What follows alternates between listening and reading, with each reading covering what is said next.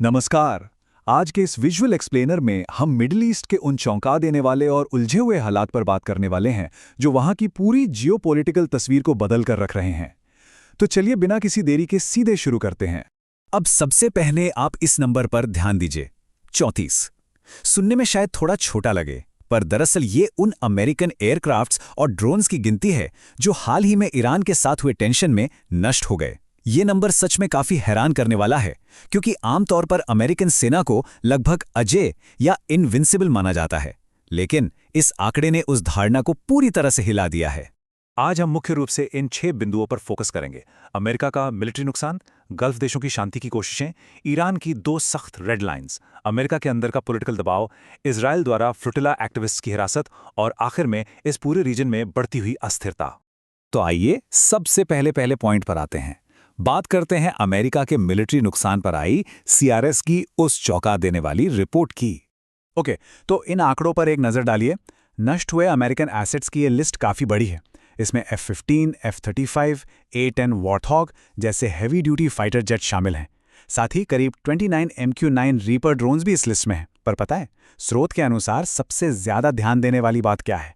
इस लिस्ट में 2 MC-130 विमान भी हैं जिन्हें खुद अमेरिका को नष्ट करना पड़ा। दरअसल एक रेस्क्यू मिशन के दौरान ये विमान रेत में फंस गए थे और ये दुश्मन के हाथ ना लग जाएं, इसलिए इन्हें खुद ही डिस्ट्रॉय करना पड़ा।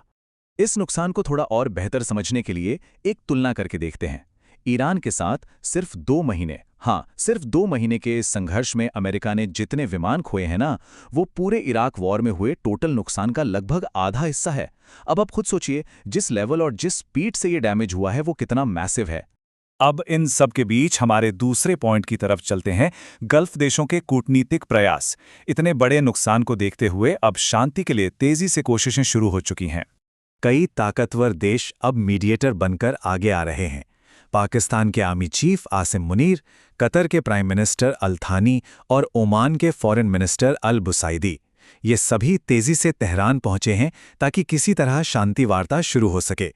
और इंटरेस्टिंगली, अमेरिका के secretary of state Marco Rubio ने भी इन डिप्लोमैटिक कोशिशों के बीच कुछ पॉजिटिव सिग्नल्स मिलने की बात मानी है। लेकिन बात इतनी सीधी नहीं है।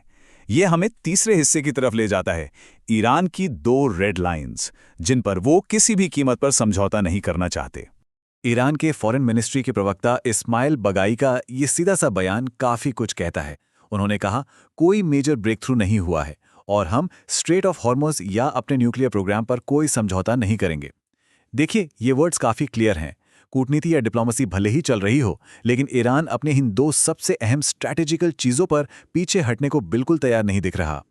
अब ये स्ट्रेट ऑफ हॉर्मुज़ इतना इम्पॉर्टेंट क्यों है? दरअसल ये एक बेहद खास ग्लोबल मैरीटाइम चोक पॉइंट है, जहां से दुनिया भर का तेल गुजरता है।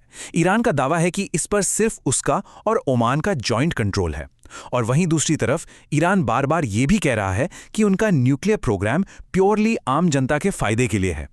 पर जब ईरान ने इस स्ट्रेट ऑफ हॉर्मुज़ को ब्लॉक किया, तो उसका असर सीधे तौर पर अमेरिका में पेट्रोल और डीजल की बढ़ती कीमतों के रूप में दिखा। इससे साफ समझ आता है कि ये ग्लोबल मुद्दे कैसे हमारी और आपकी जेब पर असर डालते हैं। तो अब ऐसे में डोनाल्ड ट्रंप और उनके एडमिनिस्ट्रेशन के पास क्या ऑप्शंस बचते हैं? असल में 2 ही रास्ते दिख रहे हैं। पहला ऑप्शन, ईरान की इन रेड लाइंस को फिलहाल किनारे रखकर किसी तरह एक अग्रीमेंट साइन कर लिया जाए और कॉन्फ्लिक्ट को रोका जाए।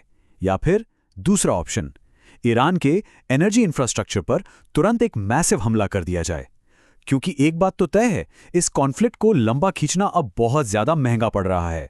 और ये हमें ले आता है चौथे पॉइंट पर, वॉशिंगटन के अंदर पॉलिटिक्स में क्या चल रहा है, क्योंकि वहां से भी लगातार दबाव बढ़ रहा है। सबसे बड़ा आंतरिक प्रेशर आ रहा है वॉर पावर्स रेजोल्यूशन से। यह अमेरिका का एक कानून है जो किसी भी प्रेसिडेंट को कांग्रेस की साफ मंजूरी के बिना सिर्फ 60 दिन तक ही मिलिट्री एक्शन लेने की इजाजत देता है। तो समझ लीजिए, एडमिनिस्ट्रेशन के ऊपर एक तरह की उल्टी गिनती या टिकिंग क्लॉक शुरू हो चुकी है। ये कानून इस वक्त इसलिए इतना प्रासंगिक है क्योंकि सेनेट ने इसे 50 वर्सेस 47 वोट से पास कर दिया है। यहां तक कि खुद एडमिनिस्ट्रेशन की पार्टी के सदस्यों ने भी इसका सपोर्ट किया है। अब हाउस में इस पर वोट जून में होना है, जिसका सीधा सा मतलब है कि प्रशासन के पास जून से पहले कोई ठीक ठाक एग्रीमेंट फाइनल करने का जबरदस्त प्रेशर है। इन सब के बीच एक और चौंकाने वाली घटना हुई। Director of national intelligence Tulsi Gabbard ने अचानक रिजाइन कर दिया। ऑफिशियली तो इसकी वजह उन्होंने फैमिली हेल्थ बताई है, लेकिन मीडिया में ऐसी काफ़ी अफवाहें और अटकलें हैं कि ईरान के खतरे को कम आंकने वाले उनके पिछले स्टेटमेंट्स इस रेजिग्नेशन की असली वजह हो सकते हैं। खैर, अब सीन थोड़ा शिफ्ट करते हैं और अपने 5वें हिस्से पर आते हैं, इजराइल द्वारा ग्लोबल समिट फ्लोटिला एक्टिविस्ट्स की हिरासत। ये एक दूसरा बड़ा मुद्दा है जो इस रीजन में चल रहा है। स्क्रीन पर इस संख्या को देखिए, 430। ये उन इंटरनेशनल एक्टिविस्ट्स की गिनती है जिन्हें हिरासत में यानी डिटेन कर लिया गया। ये लोग जर्मनी, फ्रांस, इटली और आयरलैंड जैसे देशों से थे और करीब 50 जहाज़ों के काफिले में सफ़र कर रहे थे। रिपोर्ट्स बताती हैं कि जब ये लोग गाज़ा में राहत सामग्री पहुंचाने की कोशिश कर रहे थे, तभी इन्हें अंतर्राष्ट्रीय जल क्षेत्र यानी इंटरनेशनल वाटर्स में ही रोककर डिटेन कर लिया गया। इस घटना के बाद इजराइल के national security minister Itamar Ben Gvir की एक सोशल मीडिया पोस्ट सामने आई, जिसमें बाउंड यानी बंधे हुए एक्टिविस्ट्स का एक वीडियो था और कैप्शन में लिखा था, वेलकम टू इजराइल। इसके साथ ही सोर्सेज ने यह भी रिपोर्ट किया है कि जिन एक्टिविस्ट्स को बाद में डिपोर्ट किया गया, उन्होंने हिरासत के दौरान गंभीर फिजिकल टॉर्चर और सेक्सुअल असॉल्ट के बेहद संगीन आरोप लगाए हैं। अब आते हैं अपने 6वें और आखिरी पॉइंट पर, इस पूरे रीजन की बढ़ती हुई अस्थिरता और लेबनान में चल रहे स्ट्राइक्स। फ्लोटिला की इस घटना को इन सैन्य गतिविधियों से अलग करके बिल्कुल नहीं देखा जा सकता। एक तरफ युद्ध विराम या सीज फायर की बातें मौजूद हैं, पर दूसरी तरफ देखें तो दक्षिणी लेबनान में लगातार हमले जारी हैं। आधिकारिक रूप से इजराइल का कहना है कि वो हिजबुल्लाह के टारगेट्स को निशाना बना रहे हैं, लेकिन इसमें आम लोगों के घर भी तबाह हो रहे हैं। कुछ सोर्सेज यहां तक क्लेम करते हैं कि इजरायली सैन्य कर्मिक इन तबाहियों को बड़ी स्क्रीनों पर बैठ के लाइव देख रहे थे। तो इस पूरे एक्सप्लेनर को रैप अप करने से पहले एक बहुत ही गहरा सवाल उठता है। अगर दुनिया की बड़ी ताकतें आपस में इस तरह टकराती रहेंगी और इतने गंभीर आरोप बिना किसी इंटरनेशनल एक्शन के बस लगते रहेंगे, तो आखिर यूनाइटेड नेशंस जैसी ग्लोबल बॉडीज और अंतर्राष्ट्रीय कानूनों की असली ताकत रह ही क्या जाती है? सोचिए जरूर इस बारे में। आज के इस एक्सप्लेनर में मेरे साथ जुड़ने के लिए बहुत बहुत शुक्रिया।